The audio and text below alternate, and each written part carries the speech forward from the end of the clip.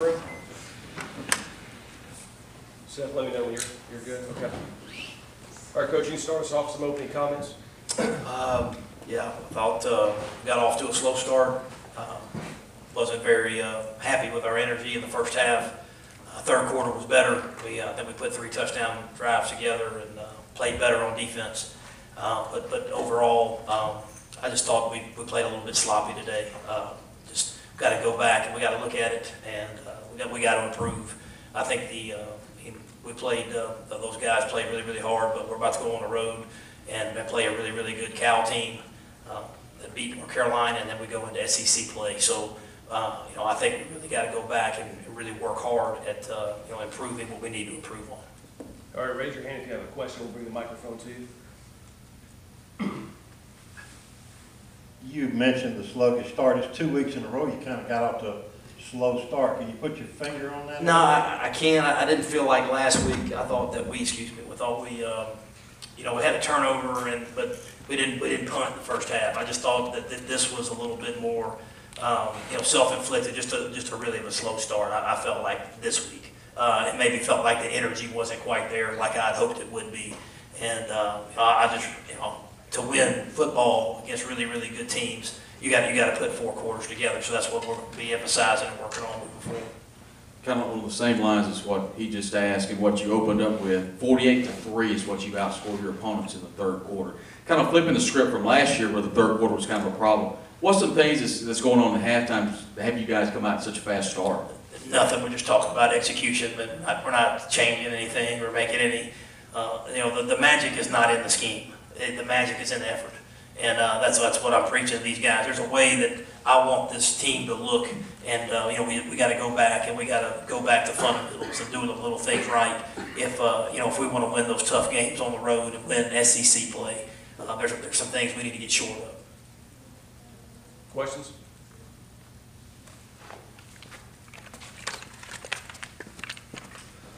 Matt, you mentioned after the game last week and all throughout practice about the emphasis of tackling and wanting to get back to tackles again. Problems with that today. How can you really correct it at this point? You just got to keep working it? Yeah, I mean, you got to keep working it and keep working it and keep working it, and and then also too, I think populating the football. That's what we talk about on defense, getting a lot of hats around the ball. That way, if there is one tackle that's missed, there's somebody else there to make the tackle. So I think just continuing to work on it, and I think. Besides practicing, that's what you got to do. You got to go back to fundamentals and go to work. Matt, you'll be heading to Covington tomorrow. How much practice will you be able to get to? How much will you be able to be involved in practice on a personal level? And obviously you're up there and almost in Cincinnati. Yeah, no, I do have to go. I'm not sure how long it's going to last. Hoping to be back where I don't have to miss a practice because Mondays are off day. But I don't know that yet. DeMarcus Gates was all around the football today. What did you think of how he played in general? Good. I liked his energy. I did. He made several plays. It's hard for me on the side. I need to go back and watch the tape to see, but he did make several big plays. But again, I need to go back and watch the tape and see. But I did see him step up and make several big plays. So that was good to see. Matt, Shea and AJ have both had big games back-to-back weeks. What have you thought of their consistency? Good. I've been pleased. We've been throwing the ball an awful lot, and the protection has been good. So Shea feels comfortable back there. I think as we get against really good pass rushers, I think he'll have to we'll have to get the timing down and things like that. But I've been very impressed with the poise and with AJ and all of our receivers. I was most proud of DK just kind of biding his time, and when his time came, he made the play. So that's what I told him on the sideline. Just really happy, not being selfish, because Lodge caught a big play and AJ made a big play, and DK just kind of biding his time, and when his time came, he made it. So I was really proud of him for that. I was not there at the very end. Did Jordan get in, Tamu? He did. Okay. He did. Yeah. Matt, I know a final ruling in the case won't come for a couple months, but do you worry about the COI hearing being a distraction for your guys this week? I don't. They know it's coming, and this team has been through a lot. It's just one more thing, and then I think that we'll use it as motivation and use it to help us prepare. 9:30 kickoff in Cal. I know you can kind of turn the page to them now. What are you kind of looking for in that team? Big win last week against North Carolina. Just kind of your thoughts on that. Yeah, I haven't watched them yet, but I will. We're going to go out on Thursday night, so to get our team an extra day, to get acclimated to the time change and things like that. So looking forward to getting on it this afternoon, start watching tape on it this afternoon and tomorrow morning. And we'll dig into the tape and figure out what we got to do to go on the road and try to get a big win. Matt, what's the game plan for practice while you're gone in Covington? Is it just going to be the coordinators kind of running things? Yeah, if I do miss it, Coach McGriff and Coach Longo will run it. And I'm mainly a motivator on both sides of the ball, and both those guys do their deal, and then it won't be a big distraction other than me running around and motivating. But that's all that they would miss. But as far as the X's and O's go, and people, it won't be an issue.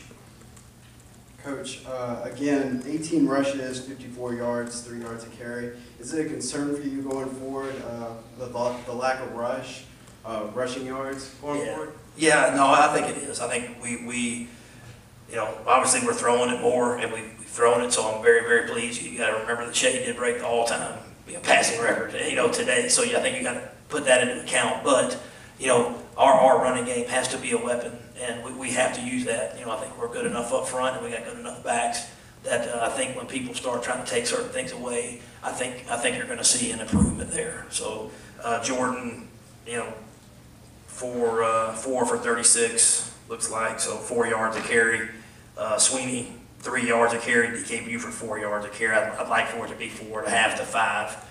Just to be efficient in the run game, with yards per carry. Shea obviously had 2 great games in a row, but he said last week that he'd like to focus on placing balls better. What did you think of his improvement in that regard from game 1 to game 2? No, it looked good to me. I just, again, as far as ball placement, exactly where it is, I didn't get on the tape and see that, but I think he was, I think he had a great day. Obviously, for him to be just a sophomore, and again, AJ, DK, they're all sophomores. I think you're starting to see some improvement. I just want to continue to keep working on not turning the ball over, just having that one turnover. Just want to be efficient and finish drives. Matt, who would work with running backs and tight ends if Maurice and Derek have to miss practice time? Well, Coach Longo would take over, then obviously Emmanuel could help out, and some of our GAs could step in there at that time. All right, any questions up top? Anything up top? All right, any more questions down here? All right, thank you, Coach. Thank you, guys.